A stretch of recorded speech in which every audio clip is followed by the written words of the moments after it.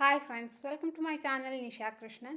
ഇന്ന് നമ്മൾ സംസാരിക്കാൻ പോകുന്നത് സിംപ്ലിഫൈ യുവർ ടാസ്ക് എന്നതിനെ കുറിച്ചിട്ടാണ്.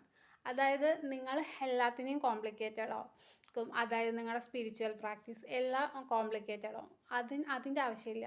നമ്മൾ എന്നും ചെയ്യണം, ഒരു സിംപ്ലിഫൈ ചെയ്യുക. സിംപ്ലിഫൈ ചെയ്യുമ്പോൾ നിങ്ങൾക്ക് ചെയ്യാൻ ഈസി ആയിരിക്കും. പിന്നെ അത് നിങ്ങളെ മോട്ടിവേറ്റ് ചെയ്യാൻ ചെയ്യും. അതായത് നിങ്ങൾ ഒരു പുസ്തകം എഴുതണമെന്ന് ആഗ്രഹിക്കണമെങ്കിൽ ഒരു ദിവസം ഒരു പേജ് എഴുതുക. നിങ്ങൾ നല്ല ഹെൽത്ത് വേണമെന്ന് ആഗ്രഹിക്കണമെങ്കിൽ ഒരു ദിവസം ഒരു 10 മിനിറ്റോ 20 മിനിറ്റോ അതിന് വേണ്ടിയിട്ട് രാവിലെ വൈകിട്ടോ മാറ്റി വയ്ക്കുക.